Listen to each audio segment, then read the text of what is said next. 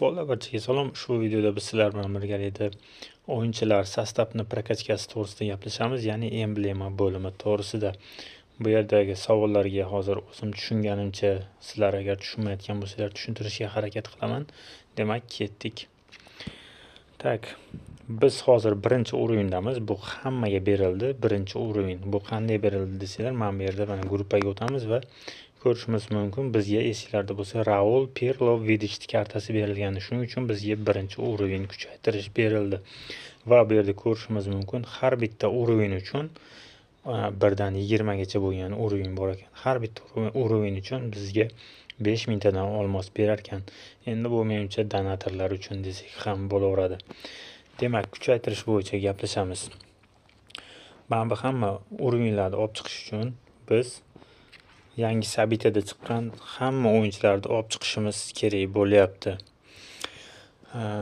Men bu narsani ko'pchilik ko'rgan bo'lsa kerak, vibrat всех, mana vibrat всех qilamiz va faqat menda bitta sotiladigan o'yinchi bor. Buni bossak, aktivirovat ga bosamiz. Aktivirovat. Agar buni bossang deyapti, sotiladigan o'yinching sotilmaydigan bo'lib qoladi deyapti. Endi qaranglar, prikol nimaga bunaqa deyilgan? Masalan, agar sizda marketingizda masalan 10 milliard, 100 milliard pul bo'lsa, siz har bitta sezon boshlanganda yangi chiqqan o'yinchilarni sotib olasiz va bu yerga qo'yib, o'zingizni urovingizni mana bu yerda gadavshina deb qo'ygan joyda, ikkinchi gadavshina deb qo'ygan joyda barcha ochkolarni olib sostavingizni kuchaytirib olishingiz mumkin va keyingi sezonga o'tganda u o'yinchilarni sotasiz va yana o'sha yangi sezon o'yinchilarini olib yana qo'yib o'ynab, xullas eng full sostavda o'ynashingiz mumkin. Bular nima qilgan? Shu holat bo'lmasligi uchun bu yerga sotiladigan o'yinchi bo'lsa, u o'yinchilarni bu yerga qo'ysangiz sotilmaydigan qilib qo'yasiz. Mana ikkita o'yinchi bor ekan menda. Shu o'yinchilar agar hozir aktivirate bossam, hozir sotilmaydigan bo'lib qoladi. Bu narsa shuning uchun qilingan. Endi ikkinchi kuchaytirish, bыстрее matchga kiramiz. Bыстрее matchda mana bu 3-o'yinda o'yinchilarni olamiz. Hozir men bitta videoda ko'rdim, u bola tushunmadi-da, nimaligini, u o'yinchilarni olib turib qayergadir tiqib yubordimi, nimadir qildi. O'sha o'yinchilarni hozir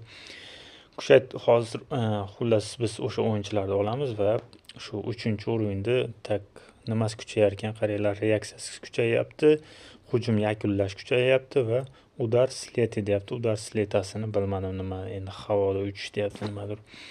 Demak, magazinga kiramiz. Va biz mana bu joydan bыстрее match bu o'yinchilarni olib chiqamiz. Men o'yim kelmayapti, mayli endi hozir qilib ko'ramiz sizlar bilan birgalikda. Chunki o'zi bularni olmasak o'sha o'yinda bilinyapti. Danli udarlar bilyapsizlarmi, chiqmayapti o'zi. Top havoda kakali. Oyda uchib yurgan odamlar bo'ladi-ku, nima derdim, oyga chiqadiganlar. O'shalarga o'xshab top uchib yuribdi havoda. Oldingidaqa kuchli udarlar yo'q, shuning uchun majburmiz endi bularni qilishga menimcha. Tayborlar videoda ozgina o'tkazib yubordim. Mana men oxirgi o'yinchini olyapman. 12-13 turib ko'ryapsizlar. Demak, 2600 ta games sarfladik. Shu narsa to'g'risi menga umuman yoqmayapti, iloji yo'qda. Endi mana hozir kuchaytirish, mana +3 qo'shilibdi. Ko'ryapsizlar, mana o'sha yashil bo'lib qoldi. Men bularda mana yashil emas, nomerlar oddiy oq nomerda turibdi. Bunda o'sha +3 bor. Mana hammasi olingan. Hamma o'yinchilarni olib chiqdik va bizda usileniyaga, odamlarga tak reaksiyasiga, zaвершить atakaga, udar sletiga tak 3 dan qo'shildi. Endi agar siz o'yinda yangi bo'lsangiz, tak tokenlarni mana bu yerdagi tokenlarni qanaqa qilib to'playapsizlar degan savollar bo'lyapti Telegram gruppalarda, kanallarda. Bu yerga mana bu tokenlar to'plash uchun qarang, mana hozir to'plagan odamlarni ko'rsataman. To'plangan odamlar. Bunaqa tokenlar to'plash uchun magazinga kirasiz. Har kuni faqat 3000 tadan ochasiz. Har kuni faqat 3000 ta gamesga ochasiz. Agar siz mana bularni ko'rib 30 mingtaga 20 mingtaga ochib yuboradigan bo'lsangiz, to'g'ri omadingiz kelib, masalan sizga ikkita 113 kartochka tushishi mumkin, lekin bu yerdan tushmasligi ham mumkin. Shuni hisobga oling. Agar hozir masalan har kuni spokойно 3 mingtadan ochib borsangiz, sizda kamida hozir mana shu yangi sabitada men javob beraman 2000, 2500, 3000taga boradi. Mana shu bir oyda, mana 4 hafta bo'ladimi bu? Где-то 3000ta siz token yig'asiz. Chunki o'tgan safargi Captain's eventida ham hamma narsa yangitdan boshlangan edi. Division Rivals ham, liga ham boshqatdan boshlangan edi. Shuni hisobiga bizga o'yinchilar, bekor beriladigan, shu podarkaga beriladigan o'yinchilar ko'payib ketdi va sovg'alar juda ham ko'p edi. Bunda даже hozir 3000tadan o'tkazib yuborsak kerak. Nimaga desanglar, hozir biz har bitta kuchayganimiz uchun mana bu joyda bizga nima berilyapti? Qaranglar, masalan 10 ta yulduz olsak, bizga 10 mingta games, ya'ni olmos beryapti. Bu har bittasidan, bu faqat rejim trenerdan emas, liboyga kirasiz. Ana siz agar 10 ta yulduzcha ola olasiz, mana bu joydan mana 10 ta yulduzchaga bizga 10 mingtadan olmos beryapti. Plus bu yoqdan mana bu joyda ham urovenni kuchaytirganimiz uchun ham, komandani urovenni kuchaytirganimiz uchun yana 5000 dan hech bo'lmasa 3-urovenga olib chiqsak kerak menimcha. Tak. Buni tushunib oldik. Bu meni komandam do'stlar. Komandam unaqa kuchli emas. Sababini aytib o'taman. Sababi men juda ham ko'p taktika o'zgartiraman do'stlar. Bitta o'yinim chiqmay qoldi, taktika o'zgartiraman. Mana ko'ryapsizlar, chap qanot himoyachi, o'ng qanot himoyachi o'yinchilar bor.